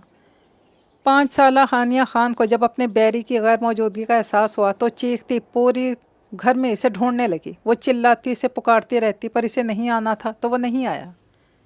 हारिस साहब behzad की लाश की गुमशुदगी पर काफ़ी परेशान थे। मुल्क भर में MN हदीद के कत्ल की दिल दहला देने वाली खबर मंजर आम पर आई तो लोग कुछ दिन वावेला करते रहे। दुकानें बंद किए, रास्तों पर निकल आए, इंसाफ की चीखों पुकार मचा दी गई, पर पुलिस को कोई सबूत ना मिला मुजरिम का। फिर आहिस्ता आहिस्ता मुल्क में चलती गर्म सर्द हवाओं में हदीद खान का कत्ल कहीं धूल की तरह फ़ज़ा में उड़ गया या इसे दफना दिया गया। हारिस खान, फवाद चौहान और बुर्राक डैनियल अपने मंसूबे में कामयाब ठहरे। कुछ साल सब्र अफसोस में गुजारते वो अपनी ज़िंदगी में मसरूफ़ हो गए और हारिस साहब ने अपनी किस्मत सियासत में आजमानी शुरू कर दी। काफ़ी बार शिकस्त खाने के बाद भी उन्होंने हिम्मत नहीं हारी। आखिरकार वो इलेक्शन जीत गए। फवाद ने अपने बेटे के लिए उनकी बेटी का हाथ मांगा जो गुमसुम सी कोने में चुपचाप सी बैठी रहती थी। हादी से हाथ पकड़कर बाहर ले आया करता था। जिस तरह इसने इसका बुरे वक्त में साथ दिया था, इसी तरह वो इसे वापस ज़िंदगी की तरफ खींच लाया। फिर अपने बाप के मकसद ने इसे एक अच्छे दोस्त की मंजिल से धकेल कर बुरा बना दिया था इसके सामने। साल गुजरते गए। बैरी सिर्फ इसके दिल और रूह तक महदूद होकर रह गया। कभी वो इसे कहीं खेलते कूदते नज़र आता तो भाग कर वहाँ जाती। फिर वही वहशत भरी हकीकत, मायूस होकर रोती अपने बाप के सीने में छुप जाती। हारिस साहब इसे बहुत मुश्किल से इन यादों से बाहर खींच लाए थे। انہیں کچھ شک تھا کہ بہزاد زندہ نہ ہو۔ وہیں قریب جنگل سے ایک بچے کی لاش جسے جنگلی جانوروں نے نوچا ہوا تھا ملنے پر انہیں یقین ہو گیا کہ وہ بہزاد کی ہوگی۔ انہوں نے اپنی مصروفیت کی وجہ سے کوئی ایکشن نہ لیا، پر ان کے سر پر جو خطرہ منڈلاتا رہتا تھا وہ ٹل گیا، اور وہ سب پرسکون ہوتے اپنی زندگی میں مصروف ہو گئے۔ ہانیہ خان بھی روتی سی سکتی اپنی زندگی کی طرف لوٹ آئی تھی، البتہ دن میں جو پرچھائیاں اس کے سامنے گھومتی رہتی تھیں وہ رات کو سونے کے بعد خوفناک خواب کی صورت آنکھوں میں ناچنے لگتی۔ وہ چیختی ہوئی ساری ساری رات جاگتے گزارتی اور اس کی ایک ہی صدا ہوتی تھی، یا اللہ میرے بیری کو لوٹا دو۔ دوسری طرف بہزاد خان جو اپنی سیاہ آنکھوں کی جگہ روشن اوشن بلیو آنکھیں دیکھ کر ششتر سا اپنے سامنے کھڑے دو مہربان وجود کو دیکھ رہا تھا۔ ظفر صاحب اور سرفراز صاحب دونوں حارث خان کی پلاننگ سمجھ گئے تھے۔ پبلک کی ساری ہمدردی اس کے ساتھ دیکھ کر وہ پریشان تھے کہ اب کیا کریں۔ تبھی بہزاد نے کہا تھا کہ مجھے بدلہ چاہیے۔ انہوں نے سوچا تھا کہ اگر وہ اسے حارث خان کے سامنے لے جائیں گے تو بھی انہیں کچھ حاصل نہیں ہوگا، الٹا اس معصوم کو ان حیوانوں کے ہاتھوں جان گنوانی پڑے گی۔ تبھی کافی سوچ بچار کے بعد انہوں نے فیصلہ لیا تھا کہ بدلہ صرف بہزاد کا نہیں لیا جائے گا، بدلہ بہرام ملک کا بھی ہوگا، بدلہ ایک سسکتی ہوئی ماں کا ہوگا، حدید خان نازیہ خان کا ہوگا، ہادیہ خان ہانیہ خان کا ہوگا، یہ بدلہ ظفر ملک کا ہوگا، سب سے بڑھ کر یہ بدلہ بہزاد خان کا ہوگا۔ امریکہ جا کر زندگی کے سفر میں اس نے صرف ایک بات، ایک مقصد سامنے رکھا تھا۔ جس دولت کو پانے کے لیے، جس حرام شہرت کو حاصل کرنے کے لیے ان دونوں نے اپنوں سے لے کر معصوموں کو بے دردی سے گہری نیند سلایا تھا، انہیں دھول چٹانی تھی، انہیں شہرت سے ذلت رسوائی کی حد تک لانا تھا، اور وہ سب موت کی بھیک مانگیں۔ کافی سوچ بچار مشورے کے بعد ظفر صاحب نے یہ قدم اٹھایا تھا، اور اللہ کی طرف سے ایک بیٹے کے جانے کے بعد انہیں دوسرے بیٹے سے نوازا گیا تھا، جسے انہوں نے اپنے سگے بیٹے کی طرح ہی دل سے لگایا، بلکہ اس کے زخموں پر مرہم لگاتے اسے اس کے مٹی کے وجود سے فولادی بنایا، اسے مضبوط بنا کر دنیا کے سامنے بہرام بہزاد ملک کے روپ میں لائے۔ اس کی آنکھیں تو ان کے بیٹے کی تھی جو اس کی کمی کو پورا کرتی تھی، پر اب احساس بھی آنے لگا تھا وہ تھا ہی اتنا پیارا بچہ کہ اس نے کبھی احساس نہیں دلایا کہ وہ ان کا بیٹا نہیں، کسی اور کا خون ہے۔ ظفر صاحب اسے دیکھتے تو تڑپ اٹھتے، کیسے کوئی اتنا ظالم ہو سکتا ہے؟ سگے چاچا نے اتنے معصوم کو اس طرح برباد کیا، بلکہ اپنے بھائی کی دولت کی ہوس میں راستے سے ہی ہٹا دیا۔ حدید خان سے ان کی کبھی سامنے ملاقات تو نہیں ہوئی، پر وہ اکثر ان کے نرم لہجے میں غریبوں کے لیے محبت دیکھتے رہتے تھے، ان کی سخی طبیعت کو سراہتے رہتے تھے۔ وہ کافی متاثر تھے ان کی شخصیت سے، وہی نہیں نوجوانوں کے آئیڈیل تھے وہ۔ انہوں نے نہ صرف کافی غریب گھروں کے بھوک سے تڑپتے بچوں کا پیٹ بھرا تھا، بلکہ کافی بے سہارا لوگوں کے سروں پر چھت بھی دی تھی۔ ان پر اللہ کا خاص کرم تھا، وہ ان سب میں اتنا محو ہو گیا کہ آستین میں پلتے سانپ کو دیکھ نہیں سکا۔ وہ حیوان محبت کا چولا پہنے عزیز ہستی کے بھیس میں انہیں نوچ کر کھا گیا۔ مسز شمیم کوما سے 3 سال بعد ہوش میں آئیں اور اپنے بیٹے کے لیے تڑپنے لگی۔ تب ظفر صاحب نے انہیں ساری حقیقت بتاتے روتے ہوئے بہزاد کو سامنے کیا۔ مجھے معاف کر دیں، میری وجہ سے آپ سب کی زندگیاں بکھر گئیں، بلکہ ایک معصوم کی جان بھی میری وجہ سے چلی گئی۔ آپ چاہیں تو اپنے بیٹے کا بدلہ مجھ سے لے سکتی ہیں، مجھے مار کر اپنی ممتا کو سکون پہنچائیں، میں اف بھی نہیں کروں گا۔ مجھے مار دیں موم۔ وہ ان کے پاؤں پہ گر گیا۔ پھر مسز شمیم تو اس کے منہ سے موم سن کر ہی ساکت ہو گئی تھی، ان کے کانوں میں اپنی بیٹی کی آخری سسکی گونجی۔ وہ بھی تو درد سے ایسے ہی تڑپا تھا، اپنی ماں سے ملے بغیر چلا گیا، ایک بار بھی اپنی ماں کو نہ دیکھا، اور اس کے بغیر کیسے رہیں گی؟ اس کی آنکھیں دیکھ کر انہیں لگا جیسے بہرام خود ان کے سامنے کھڑا ہو، وہ ان سے رو رو کر معافی مانگ رہا تھا۔ ان کا دل یہ سوچ کر پھٹنے لگا، اور وہ دہاڑے مارتی بہزاد کو اپنے سینے میں بھینچ گئیں۔ ان دونوں شوہر بیوی نے نہ صرف اس کی بہترین تربیت کی تھی، بلکہ اسے اپنے ہاتھوں کا چھالا بنائے رکھا۔ بہرام نے بھی ظفر صاحب کی ایک ٹانگ کو دیکھتے ہوئے ان کے ہارے وجود کو سہارا دیا، بلکہ اپنی سٹڈیز کے ختم ہونے کے بعد اپنے ڈیڈ ظفر ملک سے تجربہ حاصل کرتے ان کے کاروبار کو زمین سے آسمان تک پہنچا دیا۔ انہیں بزنس کی دنیا میں بے تاج بادشاہ کا اعزاز دلوایا، اور ان کے بیٹے بہرام ملک کے خواب کو سچ کرتے ہوئے دن رات ایک کر دیے۔ محنت، لگن، جنون نے بہرام ملک کو 29 سالہ famous business tycoon of the world کا خطاب دیا، بلکہ کئی ایوارڈز بھی اپنے نام کیے۔ مسز شمیم جہاں خوش تھی اپنے بیٹے کو کامیاب دیکھ کر، وہیں بہزاد کی شخصیت کو گمراہ دیکھ کر ظفر صاحب اور سرفراز جو فکر مند رہنے لگے۔ اس کا بہزاد سے ذکر بھی کیا، جس پر اس کا ایک جواب ہوتا۔ دنیا بھلا سکتی ہے بہزاد خان کو، مگر ایک ہستی ہے جو اسے کبھی نہیں بھول سکتی، اور اسے بس اس سے ہی پہچان چاہیے، باقی کسی کی نہیں۔ سرفراز صاحب نے اسے پولیس میں آنے کی آفر کی، اس نے سہولت سے انکار کر دیا۔ 15 سال بعد اسی سرزمین پر قدم رکھا جہاں سے وہ بکھر کر گیا تھا۔ پہلے وہ ہارا ہوا بہزاد تھا، اب ایک دنیا پر فتح حاصل کرنے والا بہرام ملک۔ یہاں آ کر اس نے سب سے پہلے اپنے اسٹرا کو دیکھنا چاہا۔ اسے شوق لگا جب معلوم ہوا کہ اس کا تو نکاح ہونے والا ہے، وہ بھی اپنے ہی دشمن کے بیٹے سے۔ یہ سب جان کر اور اپنی اسٹرا کو مطمئن دیکھ کر وہ پاگل سا ہو گیا۔ اس کا دل کیا ساری دنیا تہس نہس کر دے، اس کے اسٹرا اسے کیسے بھلا سکتی ہے؟ پاگل بنا اس کے لیے دن رات کاٹ رہا تھا، تڑپ کر جی رہا تھا، پر وہ اسے کچھ سال بعد ہی بھلا گئی۔ یہ کیسے ممکن تھا؟ ہانیہ خان نے بھلایا تھا، بہزاد خان نے تو نہیں۔ وہ اس کی اسٹرا نہیں، اس کا جنون تھی۔ خان کی جان بستی تھی اس میں، سانس لیتا تو بھی اسے خود میں پاتا تھا۔ رات رات بھر اس کی یادوں میں گزارتا، کبھی ہنستا تو کبھی رو پڑتا، اپنے آنے والی زندگی کا سوچتے۔ اپنے ماں باپ، جان سے پیاری چاچی اور خود سے عزیز اس کی آتی جاتی سانسوں کی روانی ہانیہ خان۔ اس کی اسٹرا اسے بھول چکی تھی، وقت کی دھول میں اس کا احساس مٹ گیا تھا۔ وہ تو قرض چکانے گیا تھا، فرض تو اس کا یہیں پاکستان میں تھا۔ اسے دکھ اس کے نکاح پر نہ ہوا، اسے تو دکھ اپنے بھلائے جانے پر تھا۔ اسے معصوم اسٹرا سے بدل کر ہانیہ خان پہ تھا۔ وہ جو اس کا بیری، اس کا بہزاد بن کر واپس آیا تھا، دوبارہ بہرام ملک کے سلط خول میں بند ہو گیا۔ جس خاموشی سے بہرام ملک اس دنیا سے روٹ گیا، اتنی خاموشی سکوت کے ساتھ دوسرا وجود سر اٹھانے لگا، جو در حقیقت تھا تو بہزاد خان کا، پر اسے دنیا میں بہرام بہزاد ملک کے نام سے جانا جاتا تھا۔ حارث خان کی لمبی پلاننگ اور کتوں کی طرح اس کی تلاش میں اس کے آدمیوں کو دیکھتے انہوں نے بہزاد کو منظر سے غائب کرنے کا فیصلہ کیا۔ وہ چاہتے تو حارث خان اور فواد چوہان کے خلاف ابھی سے ایکشن لے سکتے تھے، پر اس سے کیا ہوتا؟ بے گناہ بہرام ملک کے بعد بہزاد خان بھی اس کے ہاتھوں سے مارا جاتا، کیونکہ اس وقت پورے پاکستان کے معصوم لوگوں کی ہمدردیاں اسے حاصل تھیں۔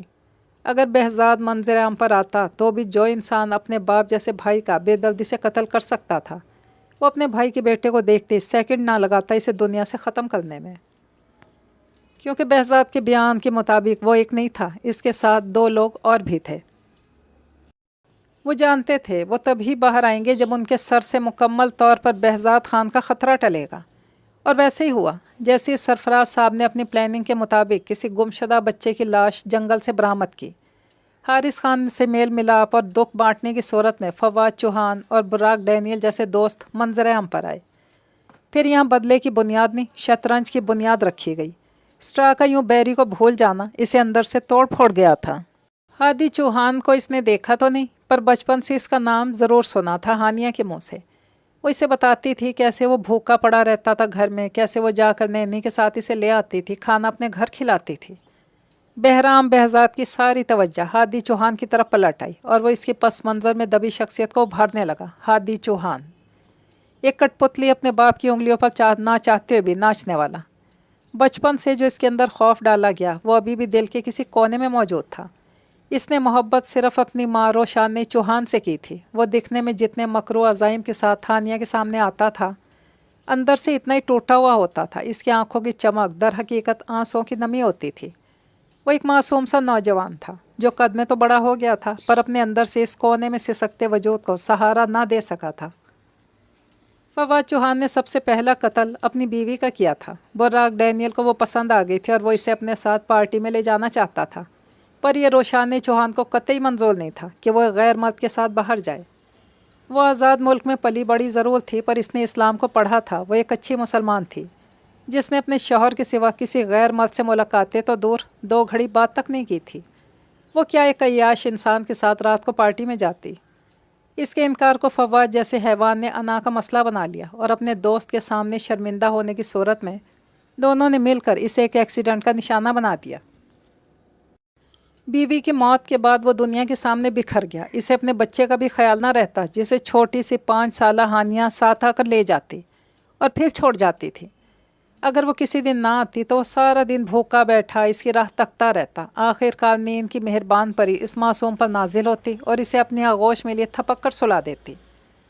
وقت کے ساتھ کبھی بھوکا تو کبھی پیاسا اس نے جینا سیکھ لیا تھا۔ پھر فواد چوہان کو اس کا خیال تب آیا جب حدید خان کی ساری پراپرٹی اس کی بہو ہانیہ کے نام ہوئی۔ اس دن سے اس نے معصوم سے ہادی کے دماغ میں یہ بات کسی لوہے کی سیخ کی مانند اس کے دماغ میں ڈالی کہ بڑے ہو کر تمہیں ہانیہ خان سے شادی کرنی ہے اور اس کی پراپرٹی اپنے نام بھی کروانی ہے۔ اسے ڈھونگ کرنا ہے محبت کا، اپنے پن کا۔ دوسری طرف ہادی چوہان کے دل میں تو ایک انمول دوست کی طرح بستی تھی۔ وہ چھوٹا نہیں تھا، 10 سال کا تھا، سب کچھ سمجھتا اور جانتا تھا کہ کیسے دھوکہ کرتا اپنی انمول پری سے، کیسے اسٹرا کو دکھ پہنچاتا جو پہلی بیری کے لیے تڑپتی رہتی تھی۔ ایک زخم کے بعد اس معصوم کے ساتھ وہ کیسے کھیل کھیلتا۔ وہ اس حیوان کا خون ضرور تھا، پر اس سے طاقتور اس کے سینے میں اس کی ماں کا خون تھا جو اسے بھٹکنے نہیں دے سکتا تھا۔ دھوکہ کرو گے، دل توڑو گے، جہنم پاؤ گے۔ اسے جہنم کی آگ نہیں چاہیے تھی۔ اسے تو اپنی ماں کے پاس جانا تھا جو اسے راتوں کا آ کر اپنی گود میں سلاتی تھی۔ وہ تو اس کے لیے تڑپتا تھا، نہ کہ دولت کے لیے۔ جس انسان کی راہ تکتا تھا جب پیٹ میں بھوک لگتی اور وہ اس کا خیال کرتے اسے بھوکا نہیں رہنے دیتی تھی، کیا اس انسان کی راہوں کا کانٹا بن جاتا؟ کیسے کر لیتا وہ اس کے ساتھ ایسا؟ کیسے ہادی چوہان ہانیہ خان کو تکلیف دیتا جو اس کے آنسو پوچھتی تھی؟ اسے اپنی ماں کے پاس لے کر جاتی اور کہتی، مام میرے دوست کو پیار کریں تاکہ وہ روئے نہ، اگر یہ رویا تو میں بھی رو دوں گی، مجھے میرا دوست مسکراتا ہوا چاہیے۔ اس کے لبوں پر مسکراہٹ لانے والی ہستی کی مسکراہٹ کیسے نوچتا، وہ بھی صرف دولت کے لیے؟ پر اسے مجبور کیا گیا، اس معصوم کے انکار پر اسے پیٹا گیا، اس سے جانوروں والا سلوک کیا گیا۔ اس کا حیوان جیسا باپ اسے اپنی بربریت کا نشانہ بناتا۔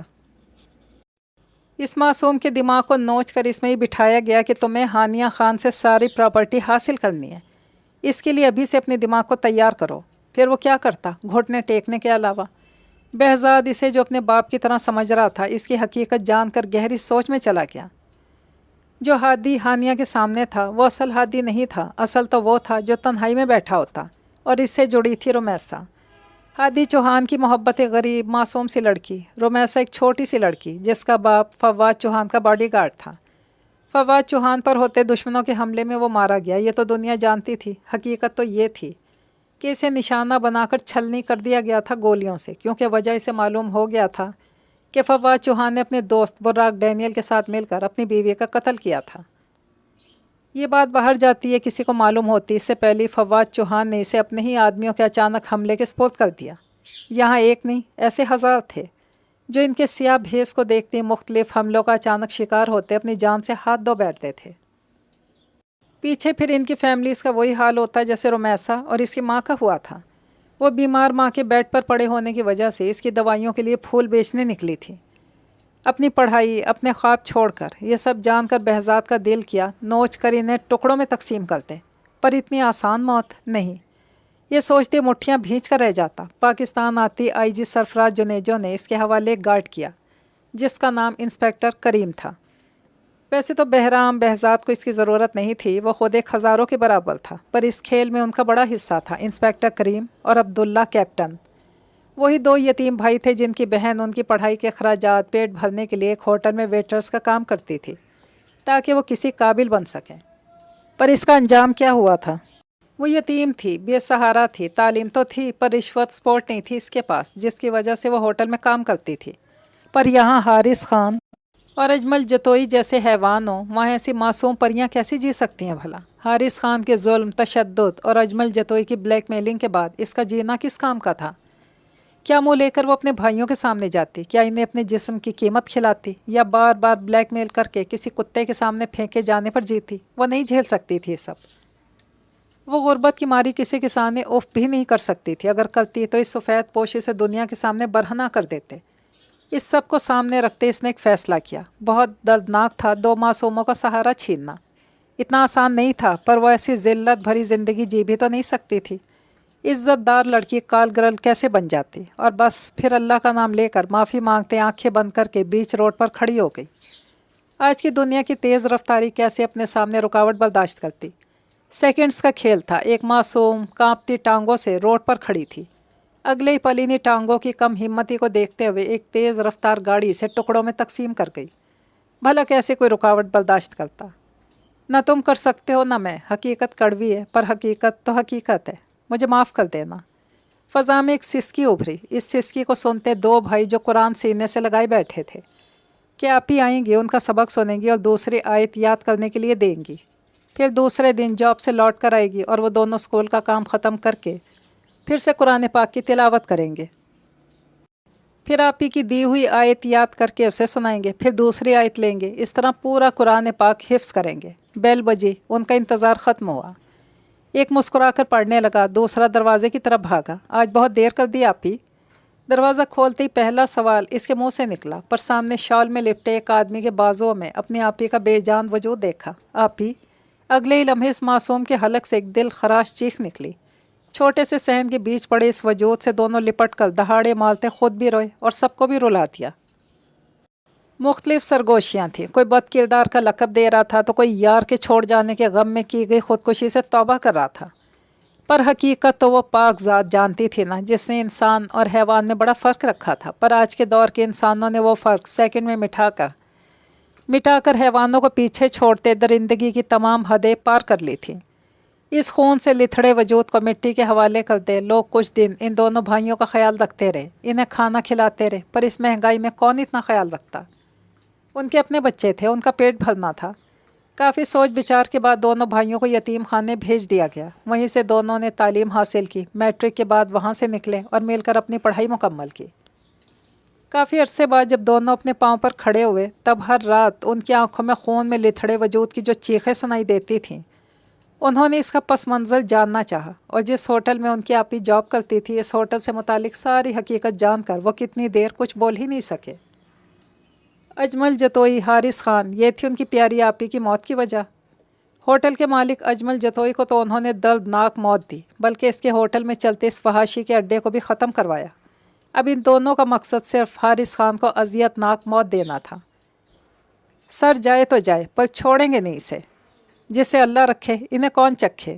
حارث خان پر ان کے پہلے اٹیک پر سرفراز جو الرٹ ہو گئے اور معلوم کروایا تو ان دونوں بھائیوں کو ہی پایا، کیپٹن جہان اور انسپیکٹر جہانگیر۔ دونوں کی پیشی پر یہ سب کچھ اثر و رسوخ اور طاقت کا استعمال کرتے معلوم ہوا، ورنہ تو وہ دونوں پاگل ہو رہے تھے حارث خان کو نوچنے کاٹنے کے لیے۔ پر آئی جی سرفراز نے انہیں صبر کرنے کا کہا، کیونکہ یہاں صرف ان کا انتقام نہیں تھا، یہاں بہت سے معصوم بے گناہوں کا انتقام تھا، جن میں سر فہرست بہزاد خان تھا۔ بہزاد پر دونوں بھائیوں نے الجھ کر ایک دوسرے کو دیکھا اور سرفراز صاحب مسکرا کر بولے، بہرام بہزاد ملک۔ ایک پل کو دونوں شوق ہوئے، کچھ کہنے کو رہا ہی نہیں تھا۔ بہرام بہزاد سے کون انجان تھا؟ وہ آسمان کا وہ ستارہ تھا جو ہزاروں ستاروں پر بھی اپنی چمک سے نمایاں ہوتا ہے۔ ان سب نے مل کر شطرنج کی ایک بساط بچھائی، جس پر باڈی گارڈ کا نام۔ اس باڈی گارڈ کا ایک روپ نہیں، اس کے ہزار روپ تھے۔ ظفر ملک اپنے معصوم بیٹے کے لیے، سرفراز جونیجو ملک کے لیے، بہرام ملک اپنے باپ کے لیے، جہان اور جہانگیر اپنی معصوم اور عزیز بہن کے لیے، رمیسا اپنے باپ کے لیے، اور ان سب سے اوپر وہ تھا جسے کھیل کھیلنا تھا، اور وہ تھا بہزاد خان۔ اپنے ماں باپ، چاچی، اسٹرا، اپنی معصوم محبت، اپنی آنکھوں کے نور کو چھیننے کے لیے ان ساتوں نے مل کر ایک بنیاد بنائی جس کا نام بہرام ملک تھا۔ سب سے پہلے ہانیہ خان اور ہادی کے نکاح کو روکا، پھر حارث خان کی زندگی میں انٹری دی مسیحا بن کر، ہانیہ خان کی زندگی میں انٹری دی بیری کے احساس کی، اور اسٹرابیری کے لیے بن کر آیا اس کا باڈی گارڈ، کیونکہ اس کے پاس رہ کر وہ جان گیا تھا اس کی اسٹرا اسے بھولی نہیں تھی، وہ اسے یاد تھا اور وہ اسے قطعی نہیں بھول سکی تھی۔ اسے آس تھی، امید تھی بیری لوٹے گا اس کے لیے اس کا سکون لے کر۔ قسمت نے اسے لوٹا دیا اس کا بیری۔ ہاں، تھوڑا سا جاہل تھا، تھوڑا ان پڑھ تھا، کچھ وائلڈ تھا، پر ایک احساس تھا وہ اس کا سایہ تھا۔ پھر کیا سایہ اپنے وجود سے الگ ہو سکتا ہے؟ روح جسم سے الگ ہو کر دنیا میں رہے گی؟ لیپ ٹاپ کے سامنے بیٹھے بہزاد کی دھڑکنوں نے اچانک سے رفتار پکڑی۔ یک دم اس کا دل جیسے پورے وجود میں دھڑکنے لگا تھا، اس کا پور پور پسینے میں نہا گیا۔ اسٹرا، اسے لگا جیسے کچھ ہونے والا ہے، کچھ بہت برا۔ وہ افراتفری میں کوارٹر سے نکلا اور باہر کی طرف بھاگا۔ مالی اور تمام گارڈز اپنے اپنے کام میں مگن تھے، انہیں معلوم ہی نہیں تھا باہر کیسا زلزلہ برپا ہو چکا تھا۔ ہوم منسٹر حارث خان دنیا کے سامنے اسمگلر ثابت ہو گئے تھے، ملک کے دشمنوں سے ہاتھ ملائے اپنے ملک کی جڑوں کو کاٹ رہے تھے۔ اس کا انجام تو اب اسے بھگتنا پڑے گا، پر ان کا حساب کتاب ابھی پورا نہیں ہوا تھا، ابھی بہت کچھ باقی تھا۔ میڈم، دھاڑ سے دروازہ کھولتے وہ بے چینی سے بولا، پر سامنے کا منظر دیکھتے ہوئے اس کا دماغ گھوم گیا۔ اسٹرا، ہانیہ کے ہاتھ میں چھری دیکھ کر وہ چیختا ہوا اس پر جھپٹا اور اگلے ہی لمحے اس کے ہاتھ سے چھری چھین کر دور پھینکتے ہوئے ایک زوردار تھپڑ اسے دے مارا۔ وہ کراہتی ہوئی منہ کے بل بیڈ پر گری۔ پاگل ہو گئی تھی؟ اگر تمہیں کچھ ہو جاتا تو میرا کیا ہوتا؟ بہزاد نے غصے سے دہاڑتے ہوئے اس کے بازو کو جکڑ کر کھینچتے ہوئے واپس اپنے مقابل کھڑا کیا۔ Body guard? ہانیہ کی دہشت سے آنکھیں پھٹی ہوئی تھی۔ اس قدر بے رحمی سے تھپڑ مارنے پر اس کے منہ سے سسکی نکلی۔ کیا باڈی گارڈ؟ ہاں؟ اسے کھینچ کر اپنی باہوں میں جکڑتے بھررائی ہوئی آواز میں بولا۔ ابھی تو تم ملی تھی، پھر سے چھیننے لگی تھی مجھ سے۔ اس کے نکوش کو پاگلوں کی طرح اپنے لبوں سے چھوتے وہ اسے وحشت کے سمندر میں پھینک گیا۔ وائلڈ مین؟ ہانیہ کسی پھڑپھڑاتی چڑیا کی طرح اس کے مضبوط حصار میں تڑپی اور اپنا چہرہ پیچھے کی طرف جھٹکنے لگی۔ چھوڑو مجھے، میرا نکاح ہو چکا ہے، چھوڑو بدتمیز انسان۔ وہ روتی اپنا پورا زور لگا کر چیخی اور اس کے شانوں پر مکے مارنے لگی۔ کیوں مرنے نہیں دیا مجھے؟ کیوں تڑپا تڑپا کر مار رہے ہیں سب مجھے؟ کیا بگاڑا ہے میں نے تم سب کا؟ کیوں ہو رہا ہے میرے ساتھ ایسا؟ میں بھی انسان ہوں، نہیں جھیل سکتی یہ سب کچھ۔ کتنا کھویا ہے، ابھی بھی اس مالک کو رحم نہیں آتا مجھ پر؟ روتی بول رہی تھی اور بہزاد سرخ آنکھوں سے اس کا چہرہ ہاتھوں میں بھر کر دیکھنے لگا۔ کیا چاہیے؟ اس نے محبت سے پوچھا۔ ہانیہ نے ڈب ڈبائی آنکھوں سے اس کی سیاہ آنکھوں میں دیکھا جو نم ہوتی آنکھوں کو لہو رنگ کر گئی تھی۔ بیری؟ اس نے سسکی لیتے معصوم سی فرمائش کی۔ بہزاد نے مسکراتے جیب میں ہاتھ ڈالا، کچھ اسٹرابیریز اس کے سامنے کی۔ ہانیہ نے روتے ہوئے اسے گھورا۔ بیری چاہیے، میرا بیری، بہزاد خان چاہیے مجھے، کھو گیا مجھ سے، چھین لیا مجھ سے، وہی بیری چاہیے۔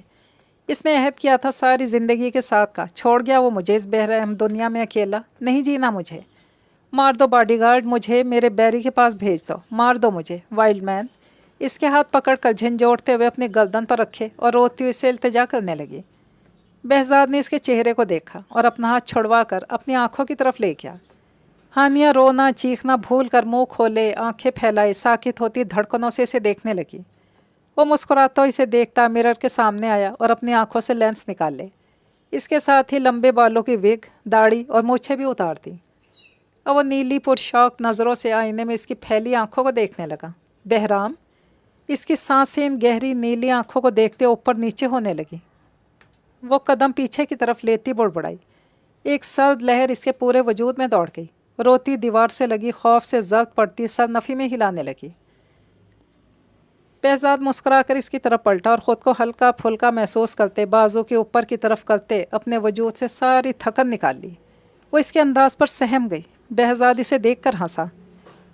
ہڈیاں نہیں ٹوٹیں؟ سر کھجاتے ہوئے بولا۔ اس کا یہ انداز اسے بدلے روپ میں دیکھ کر اس کے منہ سے سسکی نکلی۔ بہرام؟ بہزاد؟ خوف سے اس نے ہچکی لی۔ اس نے اپنے باپ سے کہا تھا وہ کوئی بڑا گیمر ہے، گیم کھیل رہا ہے، پر اس کی کسی نے نہیں سنی۔ اور آج سامنے کھڑے وجود کو باڈی گارڈ سے بہرام ملک میں بدلتے دیکھ کر اس کی ٹانگیں کانپنے لگی تھیں۔ یہ سوچ اس کی جان نکال رہی تھی کہ وہ جو اس کے تھپڑ کھاتا، اس سے ٹوٹی پھوٹی انگلش بولتا، اس سے چھیڑ خانی کرتا تھا، وہ یہ بزنس مین بہرام ملک تھا۔ اس کے ساتھ کھیل رہا تھا، اس کے جذبات کا مذاق بنایا اس نے۔ وہ باڈی گارڈ در حقیقت ایک بزنس مین تھا۔ وہ اسے ایسے نہ پا سکا تو یہ طریقہ اپنایا اس نے۔ اس کے روم میں آیا، اس کے باپ کی جان بچائی، اس کا باڈی گارڈ بنا، فواد انکل کو ٹینڈر دیا۔ فواد انکل کو ٹینڈر دیا اس نے۔ بیری؟ بہزاد نے اس کے بھیگے چہرے کو دیکھتے ہوئے کانوں سے بلوٹوتھ ڈیوائس نکال کر ٹیبل پر رکھا۔ جیب میں بچی آخری اسٹرابیری نکال کر ہاتھ میں لی۔ جھوٹ ڈیڈ؟ وہ دہاڑی۔ بہزاد نے مسکراتے ٹی شرٹ میں چھپا کالا دھاگا جو اس نے گلے میں پہنا ہوا تھا اسے باہر نکالا۔ ہانیہ کی آنکھیں جب اس کی گردن سے نکلے اس الفابیٹ پر پڑیں تو پوری طرح سے کھل گئیں۔ اس کی آنکھوں کی طرف دیکھا جو نم آنکھوں سے مسکراتا اسے دیکھ رہا تھا۔ میں عہد توڑنے والوں میں سے نہیں اسٹرا۔ ہانیہ نے لرزتے ہاتھوں سے اپنی گردن سے الفابیٹ نکالا۔ دیکھا بھی دیکھا، پھر اپنا ایچ، اس کا۔ اسے کچھ سمجھ میں نہیں آ رہا تھا۔ دیوار کا سہارا لیتی نیچے بیٹھتی چلی گئی۔ بہزاد آگے بڑھ کے اس کے سامنے بیٹھا اور قریب سائڈ ٹیبل سے پانی کا گلاس اٹھایا۔ ہانیہ ساکت ویران آنکھوں سے اس کی کالی آنکھوں کی جگہ گہری نیلی آنکھیں دیکھنے لگی۔ کس کی ہیں یہ آنکھیں؟ اس نے ہچکی لی۔ بہرام ملک کی۔ اس کی آنکھوں سے جیسے لہو ٹپکنے لگا۔ میری یاد نہیں آئی؟ اس نے پوچھتے ہوئے اپنے منہ پر رکھتے اپنی چیخیں دبائیں۔ اس نے جھکی نظریں اٹھا کر اسے دیکھا۔ ہانیہ سبز بھیگی آنکھوں سے سانس روک کر اسے دیکھ رہی تھی۔ تمہارے لیے زندہ رہا ہوں۔ اس کا آنسو پھسل کر گرا۔ ورنہ؟ اس نے وحشت سے پوچھا۔ ورنہ نہیں رہتا۔ وہ زخمی سا مسکرائے۔ بیری؟ وہ چیختی اس کی گردن میں باہیں ڈالے پھوٹ پھوٹ کر رونے لگی۔ بہزاد نے اس اچانک حملے پر مسکراتے اس کے گرد اپنے بازوؤں کا حصار بنا کر اسے اپنے سینے میں سمو لیا۔ دھوکے باز، مکار، میں تمہیں مار دوں گی۔ वो इसकी कमर पर मुक्कों की बारिश करती रो रही थी और behzad इसे हिसार में लेकर उठ खड़ा हुआ। बस करो, मिल तो गया तुम्हें तुम्हारा बैरी, इसके हचकोले खाते वजूद को खुद में छुपाते हुए बोलता इसकी कमर सहलाने लगा।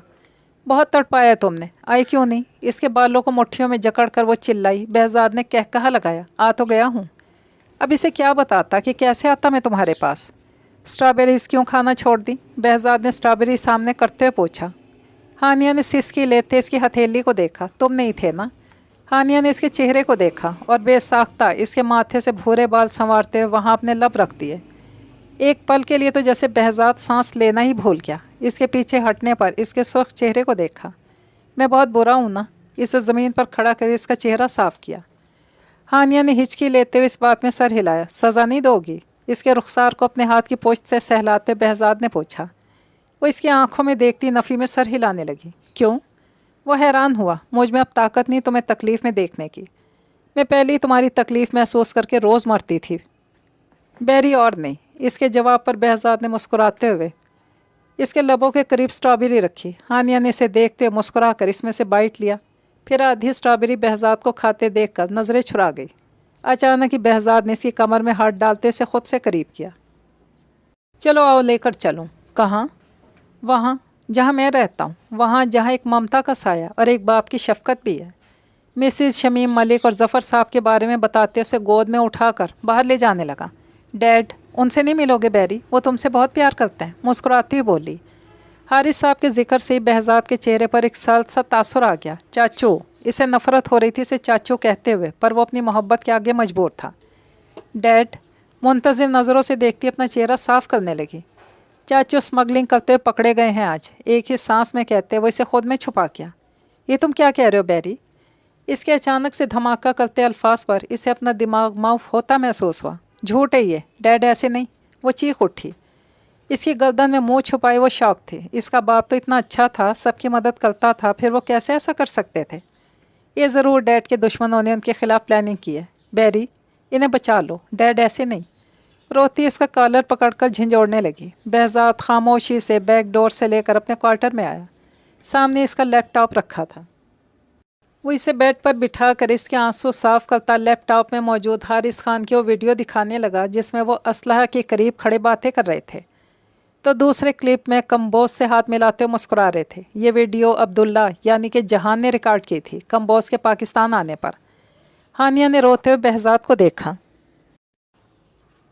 क्यों किया डैड ने सब? मेरे बारे में भी नहीं सोचा? इतनी तो डैड की दौलत थी, इसके बावजूद ये गंदा काम।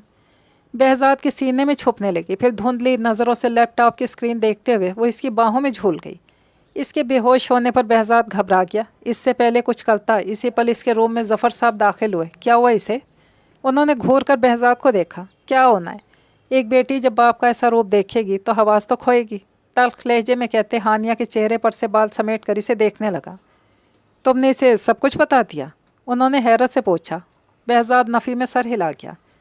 ज़िंदगी के सफ़र में किसी मोड़ पर ज़रूरी हुआ तो बता दूंगा, वरना नहीं। अब इसे खोना नहीं चाहता। इतनी मुश्किल से तो पाया है। इसे खुद में भींचता वो वही छोटा सा बैरी लग रहा था जो अपनी स्ट्रा की ज़रा सी भी तकलीफ़ बर्दाश्त नहीं कर सकता था। आप ये लैपटॉप IG के हवाले कर दें और गार्ड्स को निकाल कर गेट बंद करवा दें। हानिया के बेहोश वजूद को बाहों में भर कर क्वार्टर से निकल गया। एक खामोश नज़र अपने घर पर डाली जहाँ इसने आँख खोली थी, जहाँ इसने अपने स्ट्रा, अपने माँ बाप और चाची के साथ हसीन पल बिताए थे। मेन गेट से बाहर निकलते हुए इसने मजबूत जवान मर्द की आंखों से कांसू फिसल कर इसकी हल्की सी भूरी शेव में जज्ब हो गया। हानिया को गाड़ी की फ्रंट सीट पर लिटाते हुए एक नज़र खान मैंशन पर डालकर वो खुद ड्राइविंग सीट पर आया।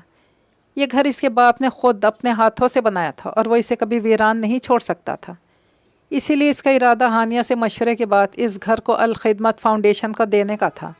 बाकी का बैंक बैलेंस वो मसाजिद, मदरसों और गरीबों में तकसीम करना चाहता था। इसके बाप की भी यही आदत थी और वो अपने बाप के रास्ते को ही अपना नस्ब-ओ-लैन बनाना चाहता था। किसी की मदद करना, किसी का सहारा बनना। बेशक सबसे बड़ा सहारा हम मुसलमानों का एक है जो हमारे दिल में धड़कता है, अल्लाह के नाम से। गाड़ी आगे बढ़ाते हुए इसने बैक व्यू मिरर में देखा जहां इसका बाप गार्ड से गेट बंद करवा कर अब अपनी गाड़ी में बैठ रहा था। सबके जाने के बाद अब पीछे सिर्फ रुमैसा और हादी रह गए थे। हादी जो बिखरा खड़ा था, ये हकीकत इतनी ख़तरनाक थी कि इसे तस्लीम करने से जान जा रही थी। सिर्फ सोचने से ही इसे अपनी सांसें बंद होती महसूस हो रही थी कि इसकी माँ को इसके बाप ने मारा था। इतना अरसा वो दुनिया के सामने ढोंग रचा कर बेचारगी का नाटक करता रहा था। हादी, फवाद साहब की बातों की वजह से वो खौफ से इसकी तरफ मुड़ी, पहले सुर्ख नज़रों से इसे देख रहा था। क्या तुम इस खेल में शामिल थी रुमैसा? इसने स्पाट लहजे में पूछा। रुमैसा की आंखें डर से फैल गईं। बेसाख्ता इसने अपने हलक को तर किया। हादी, इसने कुछ कहना चाहा। मुझे जवाब दो, क्या तुम मेरे बाप की असलियत से पहले से वाकिफ़ थी? इसके बाद काट कर वो दहाड़ा। रुमैसा खौफ से उछल पड़ी, लब काटते हुए सहमी नज़रों से इसे देखने लगी। जिसका डर था वही हुआ था। सोच कर इसके आंसू इसके गालों पर फिसल आए। बताओ मुझे। यकदम आगे बढ़ता इसके बाजों को सख्ती से जकड़े हुए दहाड़ा। आह! हादी, प्लीज़, दर्द से कराहती हुई इसे देखने लगी। तुम, बहराम मलिक और सब मिले हुए थे इस खेल में, हाँ या ना? वो इसके बाजू को झटका देते हुए गुर्राया। इसने रोते इस बात में सर हिलाया। इसी पल हादी ने इसका बाजू छोड़ दिया और अपने कदम पीछे की तरफ लिए। बदला लेने के लिए आई थी मेरी ज़िंदगी में? इसकी आंखें सुर्ख हुईं। क्या इसकी तरह सभी खेलते थे ज़िंदगी से? सब यहाँ बहरूपिये थे, इसकी मासूम हार्ट बीट भी। नहीं, ऐसा मत सोचना। मैं आपसे बहुत प्यार करती हूँ हादी। वो छोटी सी लड़की तड़प कर इसके सीने से लगी। हादी ने भीगी आंखों से इसे देखा। कैसा प्यार है तुम्हारा रुमैसा? मैंने तुमसे अपना कुछ भी नहीं छुपाया और तुमने मुझसे इतना सब कुछ छुपाया, कैसे? वो दुख से कहते आखिर में चिल्ला उठा। वो डर कर इससे दूर हुई, क्योंकि मुझे लगता था आप बिखर जाएंगे, मुझे छोड़ जाएंगे, मुझसे प्यार नहीं करेंगे। मैं आपके बिना नहीं रह सकती हादी। आपकी तरह मेरा भी कोई नहीं है। जिस तरह आपसे आपकी माँ को छीन लिया गया, इसी तरह मुझसे मेरे बाप के साए को छीन लिया गया। वो इसे देखती रोती घुटनों के बल नीचे गिरी। कुछ नहीं मेरे पास अब खोने के लिए। मैं हाथ जोड़ती हूँ आपके आगे, मुझसे बदगुमान मत हों। हादी, मैं जी नहीं सकूँगी, आपके अलावा अब कोई नहीं मेरा। हादी चौहान की मोहब्बत के अलावा रुमैसा के पास कुछ नहीं। वो चीखती हुई इसके पाँव में गिड़गिड़ाती भीख मांगने लगी। इसकी हालत देखकर हादी का दिल जैसे किसी ने नोच लिया था। ठीक ही तो कह रही थी, कौन था इसके अलावा? एक तो इसके बाप ने इतना सब कुछ किया इन मासूमों के साथ, ऊपर से वो माफ़ी मांगने के बजाय इस पर चिल्ला रहा था। हार्ट बीट, इसने सरगोशी में पुकारा। जिस पर सर झुकाए से सकती रुमैसा एक झटके से सर उठाकर इसे देखने लगी। अपने नाम की पुकार पर इसकी सुर्ख भूरी आंखों में अपनी भीगी आंखों से देखा और मुस्कुराती। इसके देखने पर हादी ने अपनी बाहें फैला दी। हादी, वो रोती उठकर इसके सीने से लग गई और हादी ने इसे खुद में भींच लिया। I am sorry heart beat. वो इसीलिए वहाँ से जाने लगा। अब था यहाँ था ही क्या, सब हराम का था जिससे इसे सख्त नफरत थी। वो अपनी गाड़ी में आया। फ्रंट सीट पर इसे बिठाकर इसने वकील को कॉल मिलाई। इसके नाम कुछ नहीं था, सो इसे ज़्यादा जलील नहीं होना पड़ता इस घर और सारी प्रॉपर्टी की नीलामी में। वकील से बात करके वो ड्राइविंग सीट पर आया, जहाँ वो अभी भी हिचकियाँ ले रही थी। आप ठीक हैं? फिक्रमंदी से इसका चेहरा देखती पूछने लगी। रो खुद रही हो और पूछ मुझसे रही हो, फीकी सी मुस्कुराहट के साथ कहते इसका सर अपने सीने से लगाया। हम कहाँ जा रहे हैं? वो विंडो स्क्रीन के पार देखती हुई बोली। अभी तो अपने फ्लैट पर जा रहे हैं, पर बहुत जल्द यहाँ से चले जाएंगे। चुपके से अपने आंसू साफ करता हुआ बोला, कहाँ जाएंगे? हादी से देखकर मुस्कुराया और इसके माथे पर लब रखे, कहीं दूर। मीडिया के लोगों के बीच से इसकी गाड़ी जन से निकलती चौहान विला की हदूद से दूर होती चली गई। इस विला की हदूद से जिसकी बुनियादें मासूमों के खून बहाकर रखी गई थी, वो इन सब से बहुत दूर अपनी हार्ट बीट को ले जा रहा था।